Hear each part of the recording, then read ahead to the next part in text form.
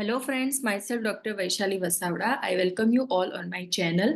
So today we will discuss about how does pethidine affect the baby in labor. So far पिछले जो videos थे उसमें हमने discuss किया था कि during labour as a pain killer pethidine injection जो है वो दिया जाता है आइदर आईएम और आईवी। लेकिन एक स्पेसिफिक पॉइंट पे हमने ये मेंशन किया था कि अगर लेबर नियर है, जैसे कि विद इन 1 आवर 2 आवर अगर डिलीवरी होने वाली है, तो ऐसे केसेस में पैथिडीन को as a pain killer use नहीं करना चाहिए।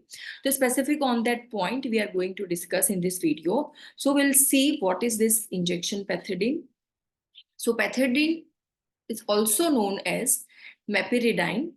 Pethidine is the most widely used opioid in labor and delivery. So delivery and labor के टाइम पे as a pain killer effect, pain को मैनेज करने के लिए, स्पेशली ऐसे पेशेंट जिनका पेन थ्रेशोल्ड बहुत कम होता है, तो ऐसे केसेस में पैथिडीन एज अ ओपियोइड, जो ओपियोइड वेराइटी का ड्रग है, उसे कॉमनली यूज किया जाता है। So pethidine is indicated for the treatment of moderate to severe pain. इसके अलावा भी अगर कोई पेन की कंडीशन है तो उसमें ये इंडिकेट किया जाता है and is delivered as hydrochloride salt in tablet as a syrup और बाय इंट्रामस्क्यूलर सबक्यूटेनियस और intravenous injection.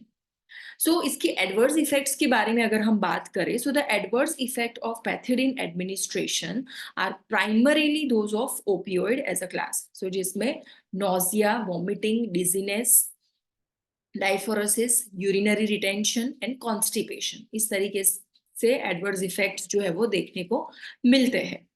So due to moderate stimulant effect mediated by pethidines, dopamine and norepinephrine reuptake inhibition, sedation is less likely compared to other opioids. So generally opioid में sedation जो है वो common symptom रहता है, लेकिन pethidine में ये जो है वो comparatively कम रहता है दूसरे opioid के compare. सो अगर इसका ओवरडोज हो जाए, सो एक एडवर्स इफेक्ट रहती है जो नॉर्मल डोज में पर्टिकुलर ड्रग में से जो एडवर्स इफेक्ट बॉडी में फॉर्म होती है।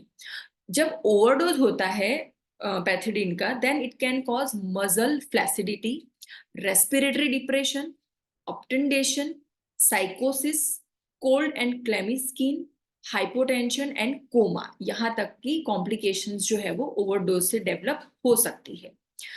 जब हम लेबर और डिलीवरी की बात करें, सो जो पैथिडीन मॉलिक्यूल्स होते हैं that can cross the placenta and it is a respiratory depressant to the neonate. So main उसकी इफेक्ट है नियोनेट के लिए, that is respiratory depressant. So एक बात हमें पता है कि अगर जो बेबी है वो जब तक वो वूम्ब में रहता है, जब तक वो प्लेसेंटा के साथ कनेक्टेड रहता है, तब तक उसकी जो रेस्पिरेटरी सिस्टम है वो एक्टिवेट नहीं हुई होती है।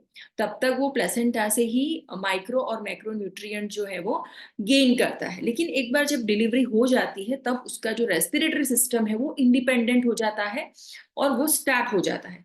अगर डिलीवरी से पहले शॉर्ट पीरियड में अगर पैथिडीन इंजेक्शन दिया गया हो अगर मदर को in order to pain management, तो उसकी वजह से नियोनेट में और न्यूबॉर्न बेबी में रेस्पिरेटरी डिप्रेशन और रेस्पिरेटरी डिस्ट्रेस डेवलप हो सकता है और नियोनेट को एनआईसीयू सपोर्ट भी देना पड़ सकता है। So this is the reason this drug should not be given if delivery is anticipated within 2 hours.